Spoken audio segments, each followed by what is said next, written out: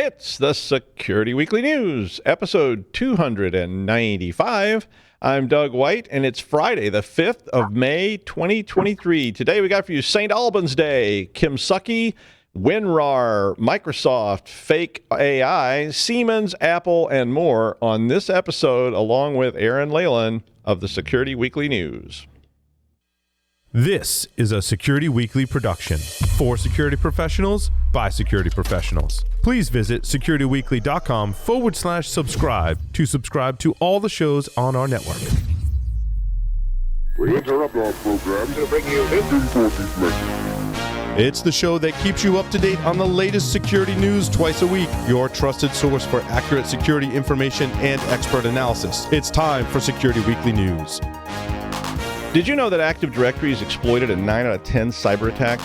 With access to Active Directory, attackers can gain control of your network. To keep attackers out, you need to find and fix Active Directory security gaps. Meet Purple Knight, a free security assessment tool that scans your environment for hundreds of vulnerabilities and helps you fix the problems. Ready to reduce your Active Directory attack surface? Download Purple Knight, the #1 Active Directory security vulnerability assessment tool. Visit securityweekly.com/Semperis, SEMPERIS, for more information.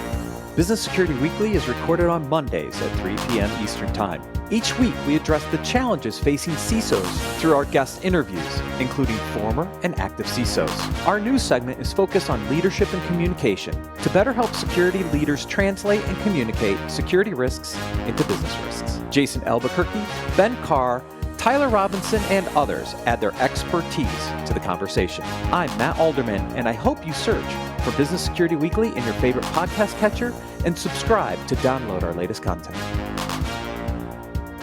Well, it's the May the 4th be with you week, I guess. It's like Mike, I think in the original casting, they had Mike Tyson playing Obi-Wan or something like that. God, I hate puns and the punning punners that make them. All right. Kimsuky is the North Korean hacking group that's been around for quite a while, and they've been using a new tool called Recon Shark as a basis for cyber espionage.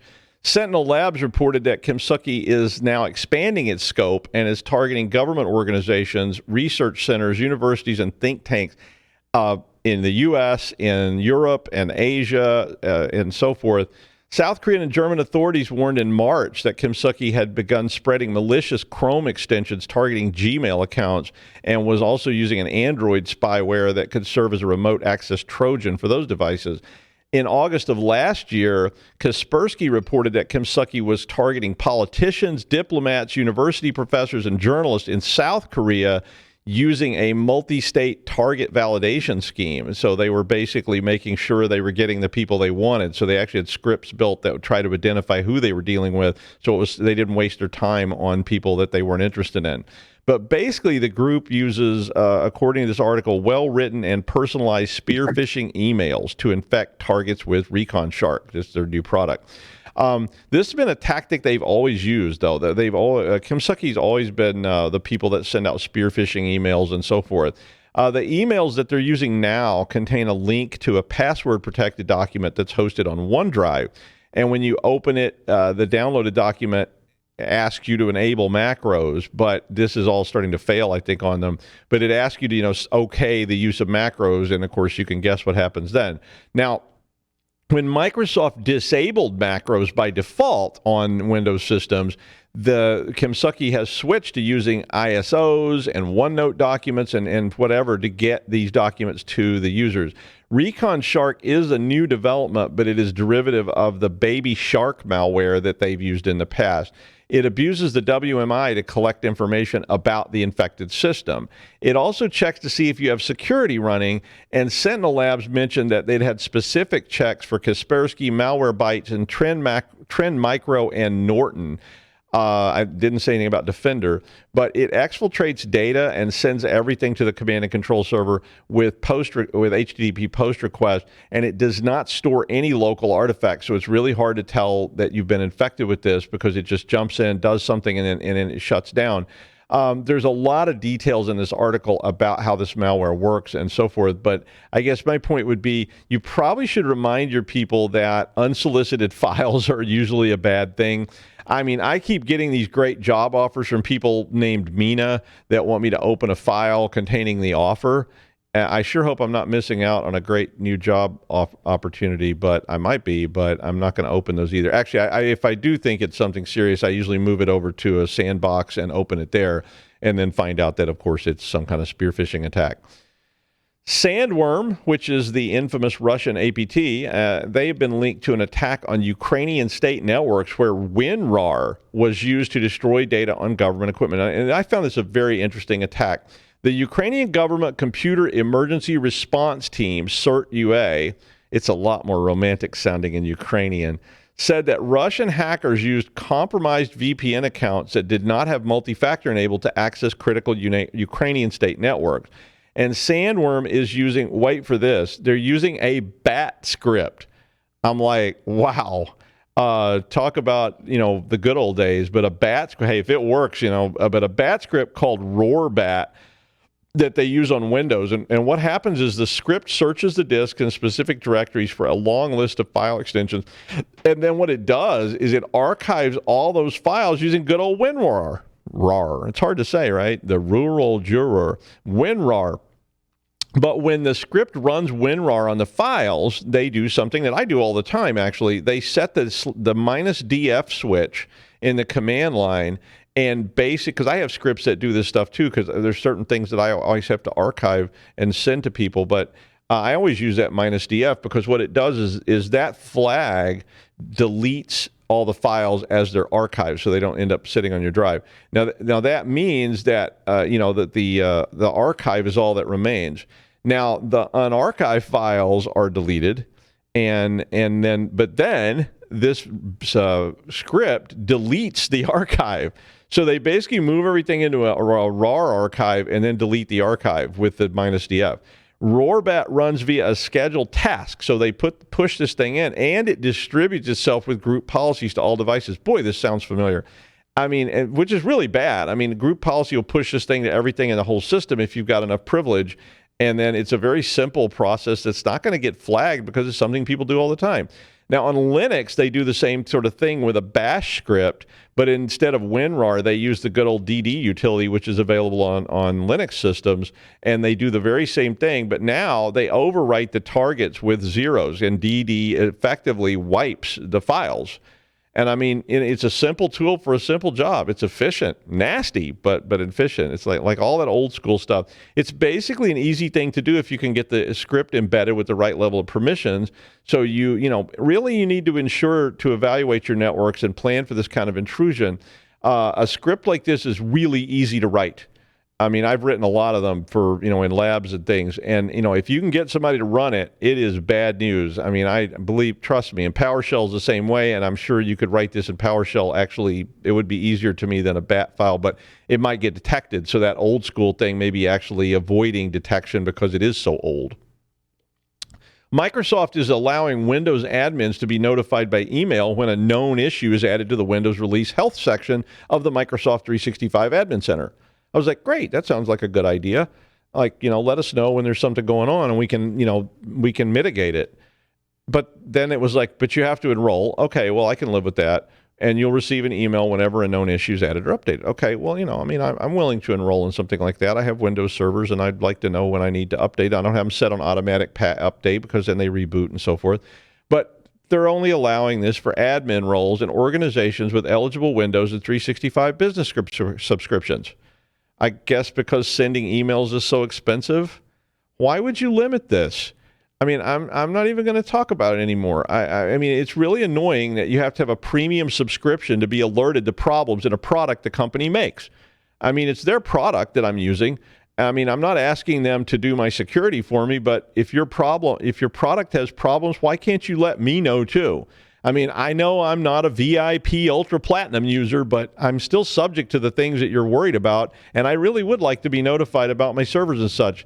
And, but I guess the rest of us will just have to wait until the VIPs find out and then get their alerts and some hacking club puts out a blog entry about it. I don't really care, I guess, but it's kind of annoying. I found that frustrating. But if you do have those subscriptions, you could subscribe to this, and it would be kind of handy. Speaking of oldest tricks in the book, remember Star Trek.exe? I do. I wrote one. It was an old executable that people used to post on bulletin boards that when you ran that compiled file, because you're like, ooh, a Star Trek game, it basically wiped your boot floppy. I didn't distribute it, but I had one that I wrote because I saw something like that. Yeah, it's that old. But Meta, the Facebook parent company, issued a warning that hackers are issuing a lot. They're sending out notices about promising a generative artificial intelligence from Meta to get people to install malicious code. Imagine that. The malware posed as a chat GPT-like thing or some other kind of AI tool, and they were sending this out. And so Meta was warning people, not to click on this. I mean, apparently people want AI right now almost as badly as they want pornography, maybe even worse. I mean, did your cat barf on the sofa? You need advanced AI now with all new healing crystals, and voila, it looks like new again. I mean, the AI thing is crazy. I'm like, pretty soon you're going to go to the store to buy like a broom or something, and it's going to be like AI enabled, for extra cleaning. Mommy, can I get an AI enabled friend for Xmas? So again, you might want to think about a dock or something for your people. This is very similar again to the Kimsuky problem, and I think the document's going to be like every arrow starts with, is it malware? And all the arrows lead to yes, because it's always malware. But really, I think you need to remind people not to click on things, and no matter how enticing something seems, it's probably malware, really. I mean, but we keep clicking on them. So again, you might want to let them know. Siemens makes ICS components for the power gen sector, as well as many other things, and apparently a firmware vulnerability in the CPC 185 firmware on the SciCam A8000 CP8031 and the CP8050 products has been identified. Now, this is always scary when you see this stuff because a lot of these ICS-type products are very esoteric.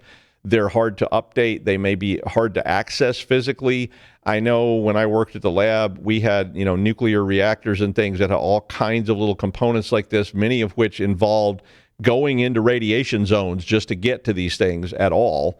And it's not, something you take lightly. These particular products are remote terminal units, which are called RTUs. And they're the basis for remote control and automation in energy systems, and in particular in energy substations. So, when you see those things out in the field with a barbed wire fence around them and a bunch of redneck hoo-haws shooting at them, that's where they put this kind of stuff. There are patches available for this problem. But like I said, sometimes patching firmware in substations can be somewhat of a challenge, and not to mention you have to physically go there possibly. The recommendation from Siemens is that until you can patch, you should absolutely limit access to the web server ports 80 and 443 using a firewall. Honestly, you need to be doing that already. I mean, I bet you some people are not, but you need to be blocking access to these devices, particularly their web interfaces, because I don't even know many stories I've seen in the last years where it was the web server interface. The web server interface is on all kinds of different devices being compromised because they were never designed to be outward facing. The advisory was released in April by Siemens company. SEC Consult Vulnerability Lab said that if someone exploits a flaw, they can take complete control of a device and potentially destabilize a power grid or cause blackouts. However, they did note that these devices are typically strongly firewalled and are not internet accessible. But if your devices are reachable somehow, it could be very, very bad. CISA published an advisory in April as well on this matter. So if you are using these or any other controller, or router, anything, you really need to review how you firewall and what can access these things and who could do this, even with the assumption that people get into your network using a VPN or they get in using somebody else's credentials. Who can access this stuff in your network? Because you may think it's firewalled, it may sort of be firewalled, it may not actually be firewalled. I've done audits on these things before and seen people saying, oh, no, it's all firewalled. And then you go ping it and go, it doesn't appear to be firewalled. And, oh, I just connected to it. And they're like, that's weird. And the pandemic had people opening ports like a port opening machine to accommodate work from home. So it might be time for review. That's what I get for shopping at Maddie's Discount Metaphors, but regardless. And wow, speaking of patches, Apple released the first ever security updates for Beats and AirPods ever. So the flaw was reported to Apple by researchers from Google Chrome OS. And this particular vulnerability can allow the devices to be accessed via Bluetooth attacks using an authentication issue.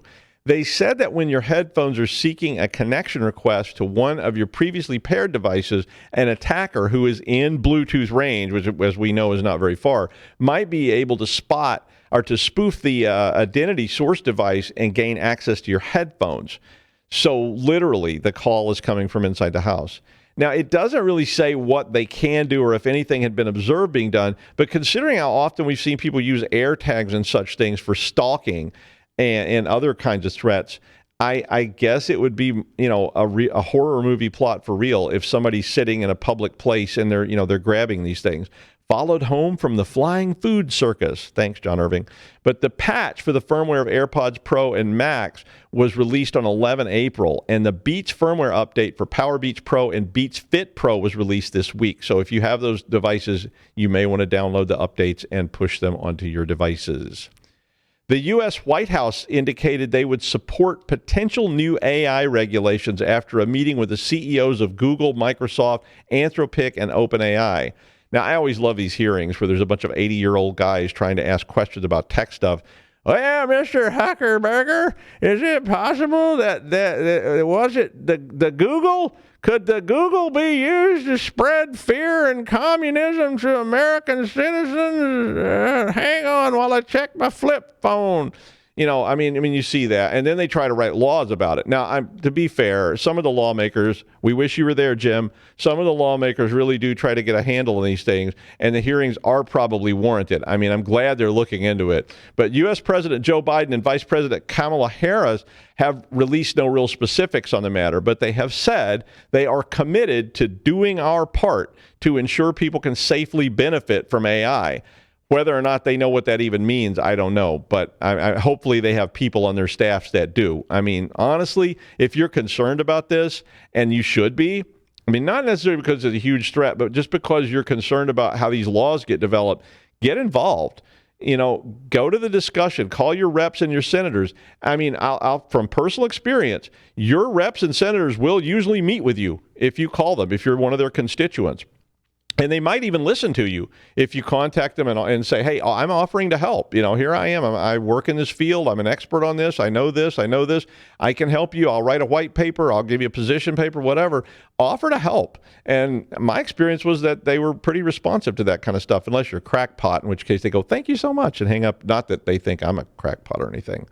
Well, when he's not at a festival in a tutu, he's probably at the festival in a tutu, but he's here today, the amazing Aaran Leyland. Hi, Aaran. It's next month is festival season, so if anybody's at them festivals, they may actually see me in a tutu. We've seen pictures of same. I wish I'd been there. Oh gosh, it made it into a national publication here, the dreaded Daily Mail, but lucky they took a picture of me from behind. Well, that's your best side. Right. Enough of that. I'm worried about my connection today. I'm worried that the Russians are busy harvesting information from the Atlantic cables or something like that, so I'm going to crack on while you can actually hear me. Okay, today's article comes from Dark Reading, links in the show notes. Google launches cybersecurity career certificate program. Google has added a new certification program aimed at training a new generation of cybersecurity professionals under its existing Google Career Certificates initiative. Google estimates that there are currently more than 750,000 open cybersecurity jobs in the US alone, while meanwhile they say that the rate of cyber attacks increased 38% globally. And the new Google Cybersecurity Certificate Program will offer accessible information security training on identifying and mitigating threats, as well as hands-on experience with tools including Python, Linux, and security information and event management systems. The company said in a post on the 4th of May. We all know that date. Okay, Google's announcement said it will prepare learners for entry-level jobs in cybersecurity in less than 6 months with no prior experience required. create greater opportunities for people around the world, and help fill the growing number of open cyber roles. So far, Google reported that it had graduated more than 150,000 people from its program, 55% of whom as Asian, Black, and Latino. I know there's a high proportion of females in there as well. All good. For all of our viewers and listeners, I did some further research into it this morning. And what a lot of you won't know is that after I left the military to do cybersecurity in the civilian world, it was Security Weekly and specifically Paul Asadorian who gave me a head start. Firstly, by obviously undeniably great content on the network, but also by letting me spend the summer 2018 in the studios at Rhode Island as the oldest intern in the world, nearly. Other than that movie with them guys in it. Also there, I met lifelong friends like Dr. Doug and other hosts of the production staff, all of them giving me tips and pointers on how to succeed in cyber in the civilian world. That said, this Google program is something which I would have been interested in, having myself many years of cyber experience, but no recognizable certificate proof. I honestly find the price wall of cyber hard to break, with 6-day SANS courses costing around $6,000 without the cost of exams. And also, anybody who will have sat CISP over the years will know how prohibitive the cost of that exam can be, especially the worry that if you fail that circa $700 exam, you might have to pay for it completely again. Anyway, so this Google program priced at $39 per month feels like great value. The program includes 7 certificates. Each certificate consists of several online courses that can help you build job-ready skills to start a career in IT support, UX design, computer programming, which is the fundamentals, data analytics, project management, or digital marketing and e-commerce for those interested in that cool stuff. Okay, what is unique about this program is that you don't need to have any prior experience or knowledge to go through the lessons. They are designed to help people learn the basics and get entry-level jobs. And the recommended time to complete each course, taken into consideration the price, are approximately $78 to $312, and the average duration to get a certification is between 48 months. Google actually offers funding through the Social Finance Initiative. Go them. You can apply for funding and do the training at no upfront cost, and then you can repay the cost of the certificate, apparently in small monthly installments if you get a job with a minimum salary of $40K a year. Pretty cool. There's a link to this, the help in the Reliable Soft in the show notes, in the link for that. And also Reliable Soft state that Google Career Certificates offer many benefits to students, and they are certainly worth the time and effort. To begin with, this is all quite interesting here. The certificates are prepared by Google practitioners that are experts in the field. Everything you learn in the course is practical advice, and you can use in your job, so it's not just theory. So it's not just like opening a book and reading pages. The cost and time investment to get a Google professional certificate is reasonable. Anybody that's done a bachelor's or a master's will know what reasonable means, and the Google funding option makes them accessible to everyone. The certificates, as we said, are aimed at beginners, and they have no prerequisites. This helps people with no prior knowledge or a degree to build job-ready skills and find a job. So if you're currently working in a Mac job, maybe this is something for you. This is really exciting. So all certificates are recognized by the American Center of Education. Doug can tell me what that is in a minute. And this means you can get college credits in case you want to continue your education and get a bachelor's degree. All good. Because to be honest, there is certain layers in certain companies that if you don't have a bachelor's or a master's, it's going to be really difficult. But this seems to be knocking down them walls.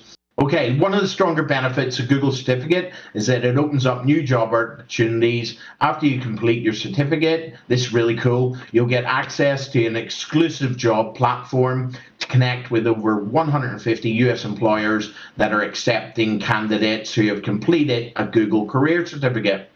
The Google Career Certificates Employer Consortium includes big companies like Google, Target, Verizon, and Deloitte that are committed to considering Google Career Certificate graduates for entry-level jobs. Definitely good on them. You can also find a job using popular job platforms, knowing that your certificate is recognized in the industry as a valid credential for entry-level positions.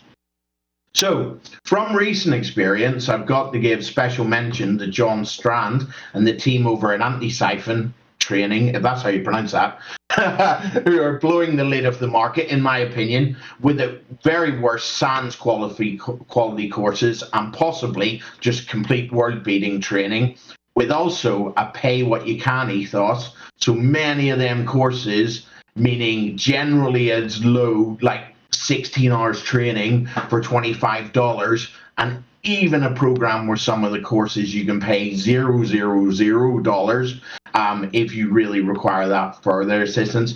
Although I personally would recommend, if you can, paying over 295 is a threshold where you get a minimum of 6 months access to their amazing cyber range. Personally, I've done John's previous SANS 504 course when he ran all that type of stuff. And also I've done very recently John's Anti-Siphon SOC Core Skills course. And I can 100% attest that, in my humble opinion, I find that the very low priced Anti-Siphon course better than the SANS courses that I've done for $6,000 or $7,000, which to me is just ridiculous. And a special final mention, the Anti-Siphon, before I hand back to Dr. Doug. They also offer online access to all of their courses for the very low price of $1,600 for, I don't know, I counted on the website earlier, about 50 courses, which off the top of my head, remembering John saying something of a discount of about 80% when I was on the SOC course, although it feels like much, much more. Get over there and tell them that Aaron sent you, or maybe not. I'm definitely not on commission. But yeah, there we go. Training. And back to you in the studio, Dr. Doug, who I know also provides very high quality education to America's young adults. So go you. Thank you, Aaron. Yes, we have certificate programs too, but I will second the Anti-Siphon endorsement. Again, they're not sponsors, and we're not getting paid for that, but the Anti-Siphon courses are really nice. And John Strand, if you don't know him, is a great person and has a huge commitment to this industry, and always has, and is a very, very knowledgeable person and a pretty good guitar player. And so if you know him, you might get a chance to see him play some metal songs or something sometime. I have had the pleasure. And finally, every day is something day. I mean, many days now have multiple days. It seems like Mother's Day, Father's Day, unfortunate accident with the electric knife day, walking in on your grandparents getting frisky day, St. Alban's Day, all the days.